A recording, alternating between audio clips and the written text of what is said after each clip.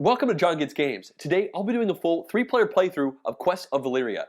This game is being funded on Kickstarter, and in it, 2 to 4 players are trying to hire citizens into their guilds so that they have the right amount of expertise and resources in order to solve a whole bunch of quests that are plaguing the town and try to give that player the most renown. So without further ado, let's jump right into the game and I'll teach it as we're playing.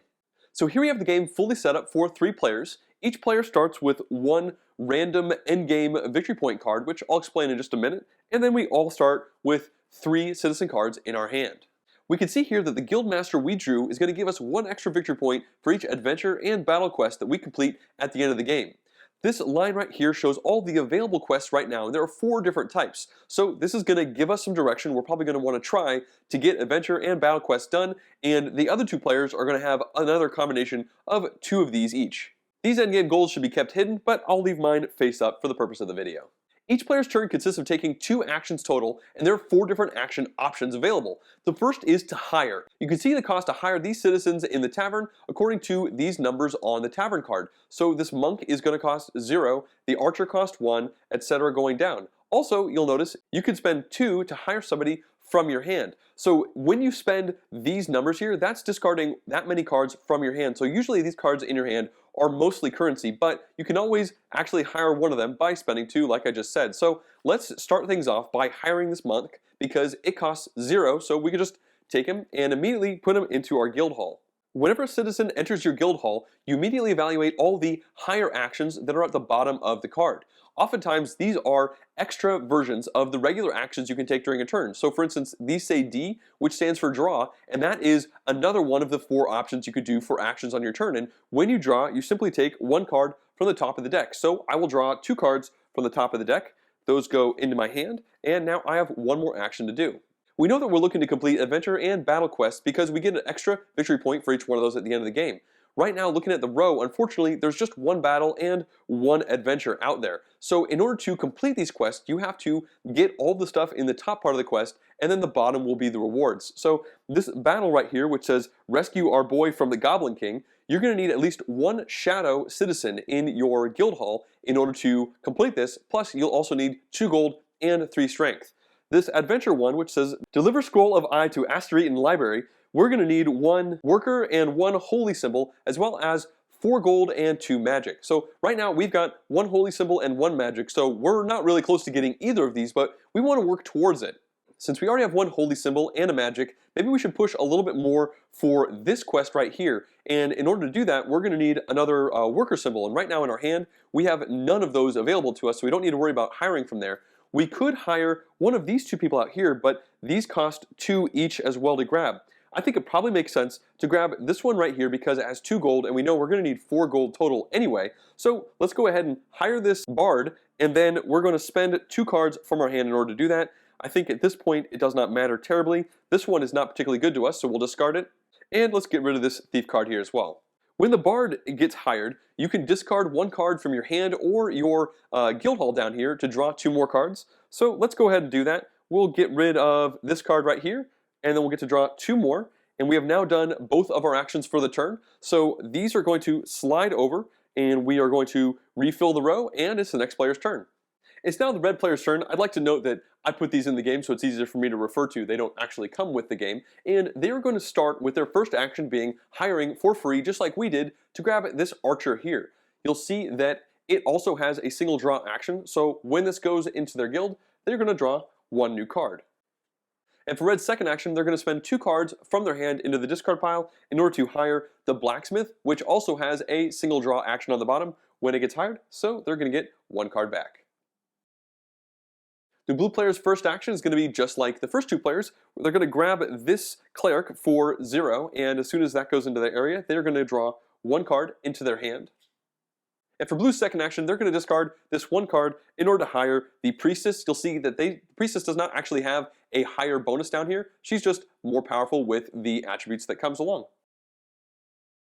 Alright, it's back to us, and we've got 4 cards in our hand. Looking out at the citizens that we can hire, we are currently looking for 2 gold and 1 magic. Unfortunately, we see this alchemist is 1 gold and 2 magic. That's not quite what we wanted. Also, they're relatively expensive, so I think maybe for our first action, we should hire this peasant for free. That's probably going to happen on many turns because, you know, free is nice.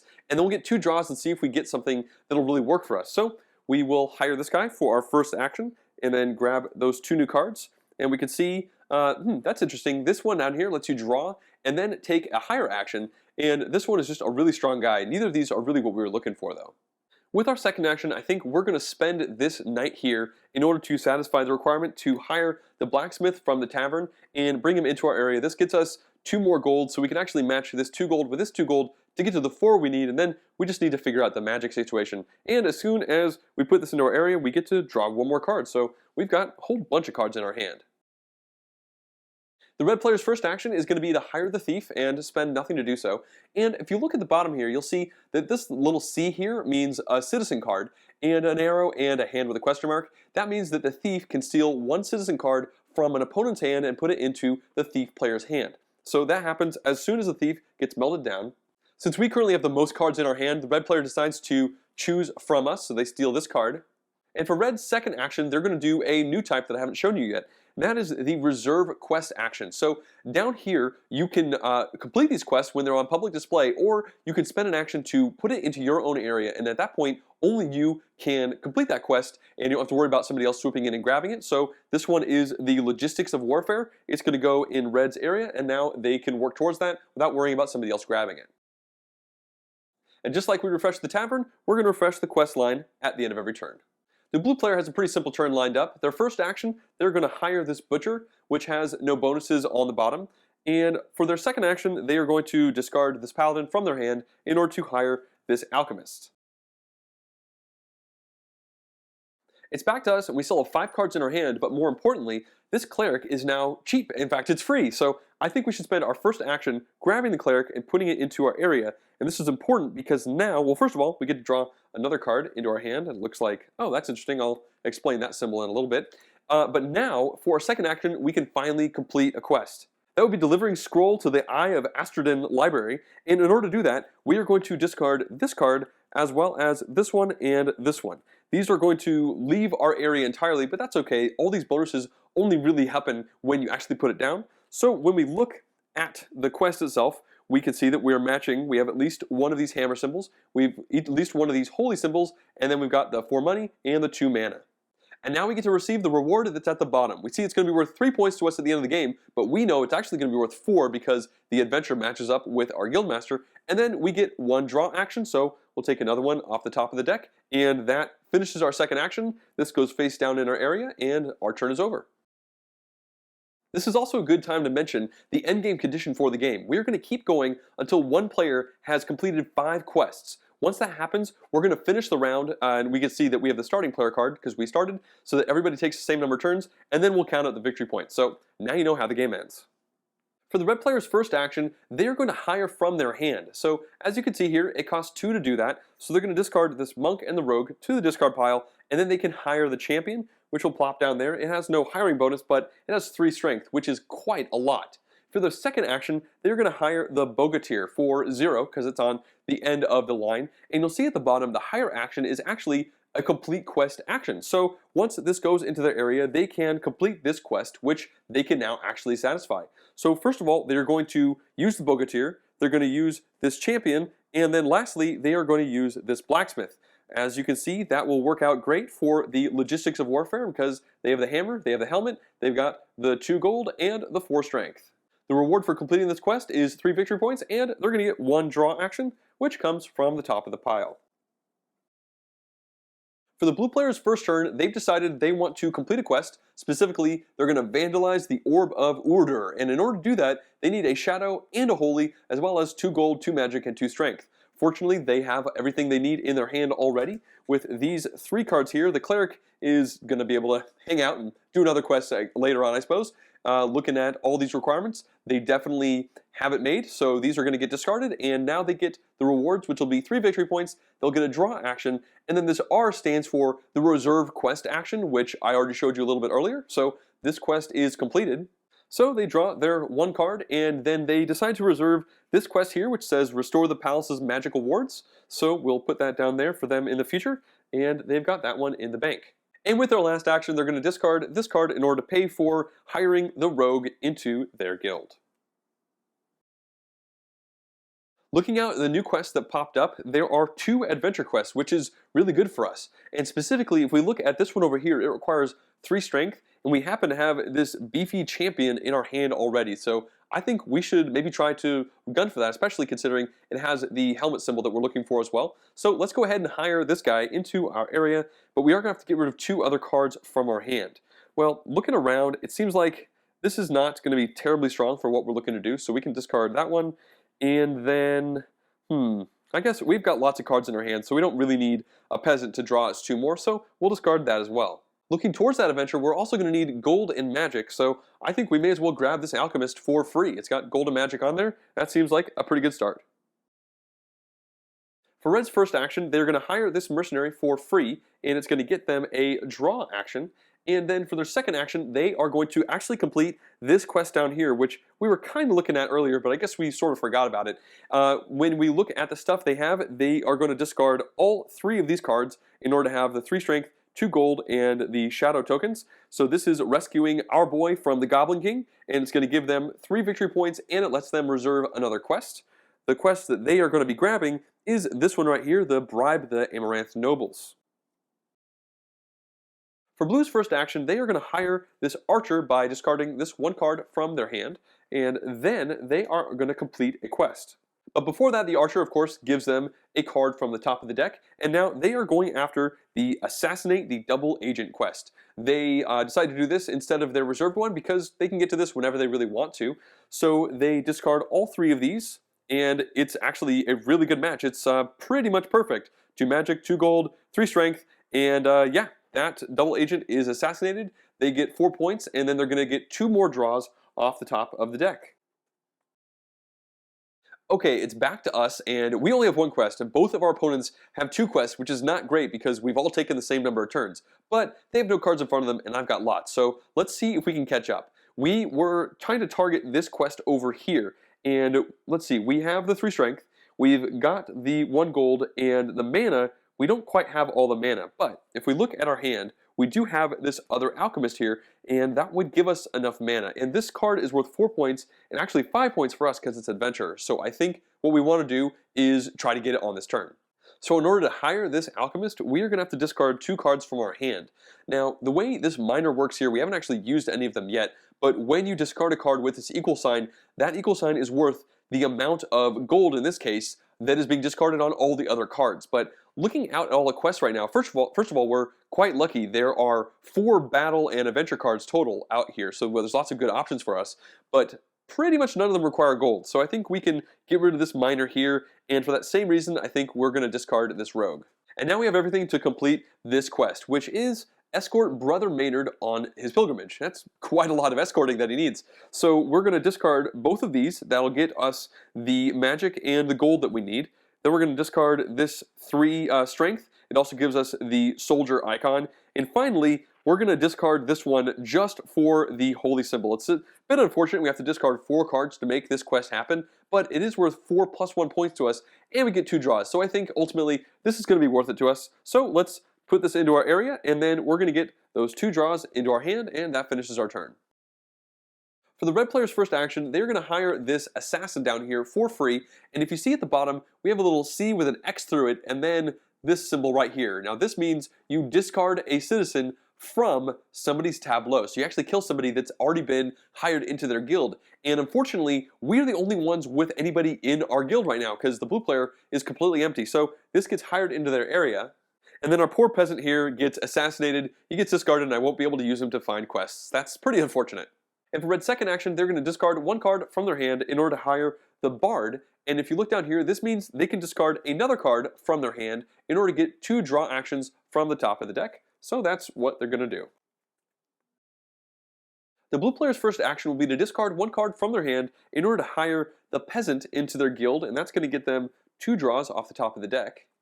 And for their second action, they're going to hire the butcher from their hand, which, as normal, is going to cost 2 other cards from their hand to the discard pile. Alright, it's back to us, and we've got 3 cards on our hand and nothing in our guild, and we want to see what we're going to start working towards. There are 3 quests that work for us with the battle and adventure, And this one in particular seems really easy. It just needs 2 soldier icons and then 3 strength. And we have this archer in our hand, which is a soldier icon. Now, unfortunately, there's no way to actually make anything huge happen this turn. We don't have quite enough stuff in our hand to do it. But I think we are going to want to play the archer. So let's put it down. It's going to cost the other 2 cards in our hand. And then we're going to get to draw 1 more card from the top of the deck. And that is, oh, interesting. I was actually going, See, I was going to hire this warlord. In fact, I probably still will with this card. This one would work as well for us because that's 2 plus 1. The unfortunate thing is, in order to hire things from our hand, it costs 2 more. So hiring from the hand is pretty expensive. I think I'll stick with the same plan I had before. Let's grab this warlord here. It costs 1 in order to hire him, so this knight is gone. The warlord's going to go into our area, and we can see that it has the H symbol, which means we get another higher action. We have nothing in our hand, so we only have 1 option. We're going to go ahead and grab this miner for free, and that's going to give us 1 more card into our hand, and that ends our turn. For the red player's first action, they are going to hire the mercenary for free, and that's going to get them 1 draw off the top of the deck. And for their second action, they have decided that they are going to reserve this quest here, which is a big bummer for us because that was the one we were kind of building our entire turn around grabbing. But maybe we shouldn't have hired so many people. We probably should have spent an action reserving this quest to make sure we got to keep it. There's no limit to the amount of quests that you can have pending in your area at one time. So now the red player has 2 of them they're working on, and we're going to have to come up with a better plan on our next turn, and that ends the red player's turn. For the blue player's first action, they're going to hire the bishop, and that's going to cost 1 card from their hand, so this one discarded.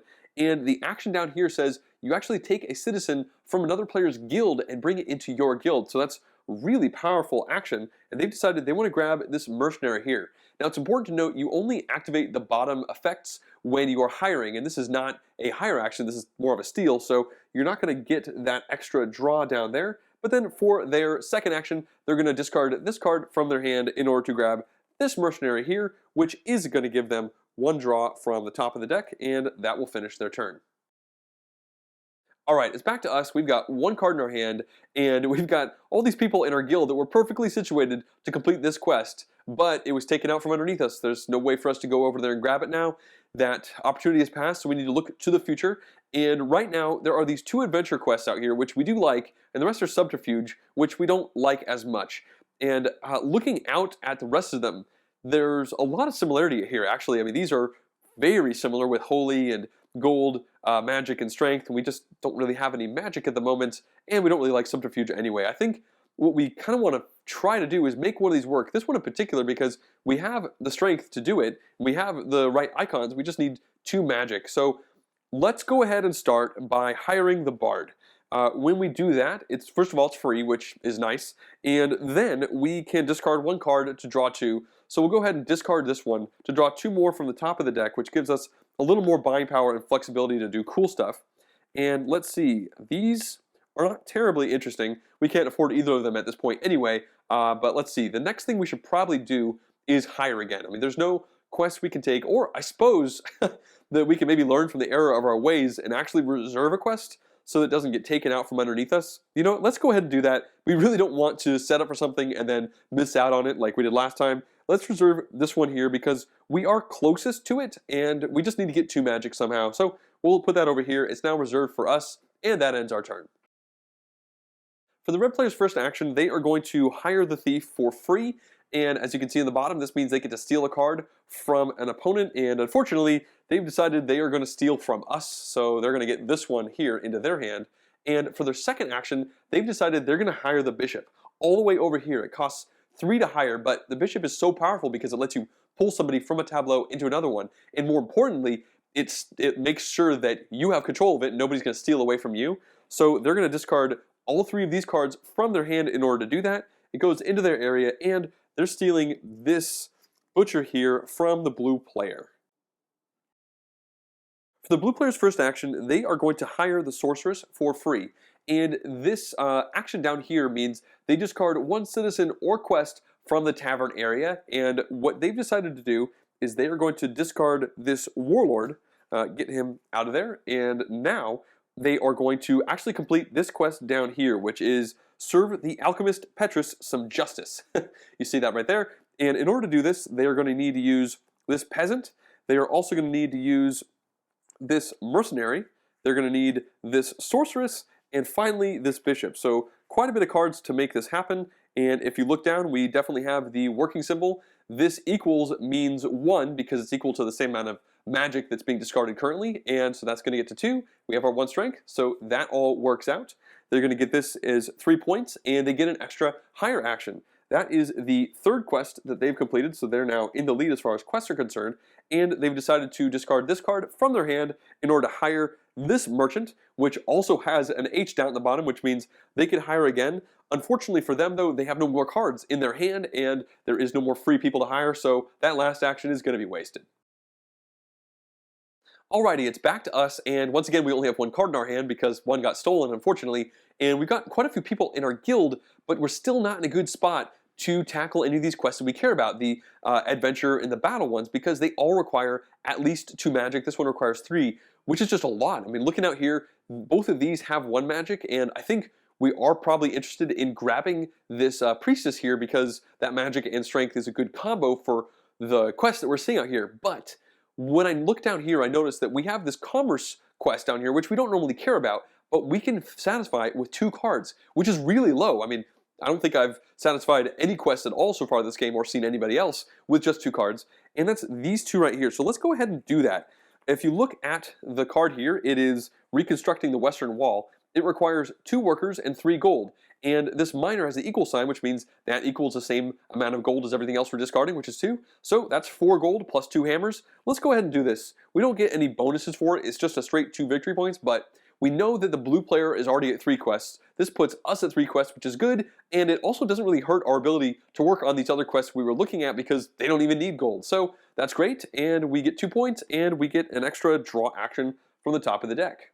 And would you look at that, we just drew a paladin, which is actually exactly what we were looking for. This is 2 magic and 1 strength. If you look at this quest down here, that's 2 magic, 2 strength, and a holy symbol. This has a holy symbol. Oh man, this is really good. Or we could combine this to use with this guy over here. So instead of hiring the priestess like I thought we were originally going to do, I think what we should instead do is grab this knight here because it's free. We don't have to worry about spending cards. He's going to let us draw up so that we'll have enough in our hand to be able to play this guy next turn. So let's hire this knight here, and he has that draw action, so we get 1 more card. Let's see what it is. Oh wow, it's a wizard, so now we're starting to get all sorts of magic options. And this is actually kind of important. The knight also comes with a reserve action, so let's go ahead and grab this one right here. Since we're kind of excited to make it happen, let's go ahead and make sure that nobody else can take it out from underneath us. Alright, it's now the red player's turn, and they have some big plans. The first action is going to be to hire the bogateur here, and in order to do that, they'll have to discard 1 card from their hand, so it's going to be this guy, over to the discard pile. And if you look at the bottom, you see it has a complete a quest action down the bottom. So the moment they go down, they are then going to complete this quest, which says, bribe the Amaranth nobles. This requires 1 worker and 1 shadow symbol, as well as 6 money, and they have that because they were able to steal this butcher on the last turn. So by discarding all 3 of these cards, they have satisfied the requirements of this quest. And this is a pretty big quest. It not only gives them 3 points, but they get 2 draws and then another higher action. So we'll start off by giving them those 2 draw cards. And with a higher action that the quest gave them, they're going to discard these 2 cards from their hand in order to grab the butcher and put it into their area. So all that was from 1 action, and for their second action, they're going to complete another quest. It's going to be this one down here, which says, please bless the town well. And in order to do this, they actually have to discard all 4 of the cards in their hand. And the reason for that is they need both of these in order to get the 2 strength. They need the butcher here for the 3 gold. And then they also need this holy symbol up here. So they're actually wasting a couple of magic, but that doesn't really matter to them because this is worth 3 points to them, or potentially more. We don't actually know at this point. And then they get another higher action on top of it all. So they are at 4 quests. And remember, the end game is going to be triggered once anybody hits 5 quests, and that puts them in the lead, and they get to hire 1 more time, which is going to be the priestess right here, which will be for free. And that was a pretty successful turn for the red player. For the blue player's first action, they are going to complete a quest. It'll be this one down here, which says impersonate the governor's cleric. And in order to do that, they just have to discard these 2 cards here because it gets them the shadow they need, and then they have the gold, the strength, and the magic. So these get discarded. This will be worth 2 points to them, and they get a higher action. It's also the 4th quest, so they have now caught up with the red player, and we are behind still. We only have 3 quests, but it's not about us. It's about the blue player. They have a higher action now, and they're going to go ahead and grab this peasant for free, and that will bring along 2 draw actions with it. And for their second action, they're going to go ahead and hire the blacksmith here by discarding 1 card from their hand. It'll be this one, and when that goes into their area, they're going to draw 1 more card from the top, and that finishes their turn. Okay, so it's back to us, and if you remember, our plan was to play this paladin from our hand by discarding these 2 people. However, there's now a paladin out in the tavern tableau, and it's effectively cheaper. It still costs 2 in order to grab him, but we are not spending a 3rd card from our hand to play it down, and we can maybe use this paladin later on to grab another one of the quests. So let's go ahead and grab this guy right here. In order to hire him, it's going to cost these 2 cards from our hand. We'll keep the paladin in our hand for the moment, and now looking at both of our quests, they're quite similar. In fact, we could complete both of them. So in order to do it the most efficiently, we're going to do the paladin and the archer, and that is going to let us do this one right here. It's going to get us more points. I'm kind of dropping things all over the place here. So let's go ahead and complete this expedition to the Withered Peaks. We've got the helmet symbol, we've got our 2 magic and our 3 strength, so that's pretty great. 3 points, well actually 4 points for us for only 2 cards. That's a pretty good deal, and then we're going to get an extra draw action out of it. And that completes my turn. For the red player's first action, they are going to hire the summoner. In order to do that, they have to spend 1 card from their hand, which will be this one, which will go to the discard pile. And then you can see they'll actually get a draw and then another hire. So this is going to go into their tableau. They will draw another card, and they're going to immediately discard this card in order to hire the merchant, because right now they don't actually have any cards in their hand, or this is the only one they had. So this one goes away without even looking at see what it was. And the merchant is going to come into their area, and it also has a higher action on it, which will let them grab this free champion right here. And now for their second action, they're going to be able to complete this quest right here, which unfortunately for us is going to be their 5th quest. So if we look at it, it says you destroy the Gargan cultists. And if you look at all these cards here, that is going to be the 3 magic they need. They have the 1 gold, they've got more strength than they need actually, they've got the helmet, and they have the holy symbol. So all these guys are going to go away. That's going to give them 3 points.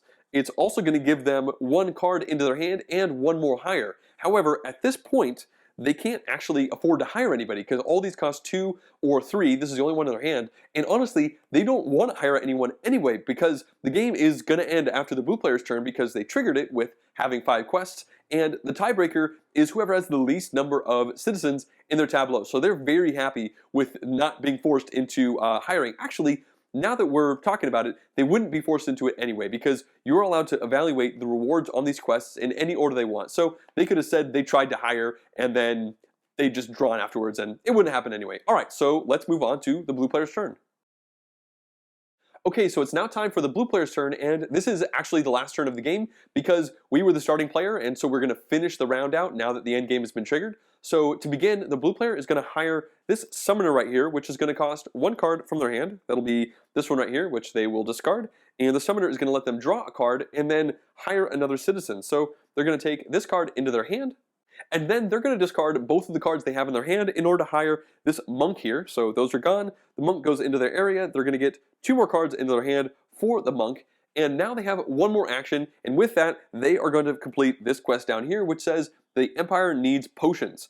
That is going to require 2 gold and 2 magic along with 1 hammer. And they are able to do that with these 3 cards right here. So these all get discarded. They get 2 victory points and they get to reserve a quest. How many quests you have in reserve makes no effect on the tiebreakers. So I don't know, let's just give them this one over here. What does that say? You take from the rich and give to the poor. Okay, throw that down there. They've got 2 cards left in their hand and the game is now officially over.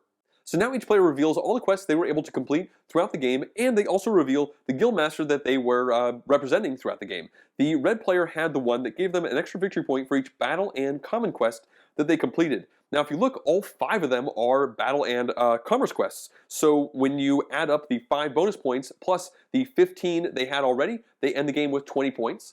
The blue player over here had the guildmaster, which gives them points for commerce and subterfuge quests. And if you look down, they have all commerce and subterfuge. So when you add all of this together, they have a score of 19 points, so just 1 shy of the red player. And unfortunately for us, we were looking for the adventure and battle. We only had these 3 adventure cards right here, so this commerce one is not going to give us a bonus. When you add everything that we have up, we only have 15 points. It really hurt us not being able to get that last quest. We were just a little bit too slow, so that is the end of the game. The red player wins with 20 points. Now I'm going to discuss some of my initial impressions of the game, and the first one is much like the other Valeria games, that the art is just really great in this game. Many of the illustrations are going to look familiar if you've played Valeria Card Kingdoms or Villages of Valeria, because it is the same amongst the citizens, but there is a good amount of new art with the quest cards that come out as well. And also, we found that we seem to be appreciating the art more in this game than when we played Valeria Card Kingdoms, because the cards and the art were closer to our face. You have this hand of cards, and you're really inspecting all the things out there and all your different options, as opposed to just drafting them to get you good die rolls with their other games. So I really appreciate the look of the game. It's a vibrant, beautiful game. But from a mechanical perspective, I also had a really good time with the game. It seems like at its heart, it is a set collection game. You're trying to get the right symbols together, and you're trying to get the right resources together to get the quests that are good for you. Like, all the quests are good, but some of them are targeted better for your hidden role to get you more victory points, which can be a pretty real amount of points at the end of the game. But really, where this game shines is making you feel like you did something really cool on your turn. You won't be able to do this every single turn, but there will be times when you're playing the game that you take one action that might let you hire a person, which lets you hire another person, and that person actually lets you complete a quest, and then you complete the quest, and that person lets you draw a card and then hire another person, and you realize you've done like 4 or 5 things with one action. And then after all that, you have one more action. You can maybe chain into something else, and it feels very satisfying. Like, oh, you almost want to pat yourself on the back, like, that was cool. I did the thing that the game wanted me to do, and I had fun doing it. Now, there are going to be many turns where you hire a free person, then maybe draw a card off the top, and you don't do anything interesting with that, but you are constantly building towards interesting things to do. And I will admit, at the beginning of the game, it seems a little bit overwhelming. There's quite a bit of stuff on the table, a bunch of different quests and a bunch of different citizens, and they all have little abilities on the bottom of them. But it is nice that you have this hidden role, like I mentioned before, that's going to give you special victory points, extra victory points for specific of the quests, and it can target down what you want to go for in the beginning of the game. Once the game is really rolling, you might find yourself trying to complete quests that don't actually align with it because it's just better with what you have in front of you, and you do want to efficiently use the people in front of you. If you're going to discard 5 people to get the quest that works with your hidden goal, that's probably a worse idea than discarding 3 people to get a quest that does not align with it. So there are a variety of pretty cool decisions in this really pretty looking game. I've enjoyed playing it so far. I think there's some cool stuff in here.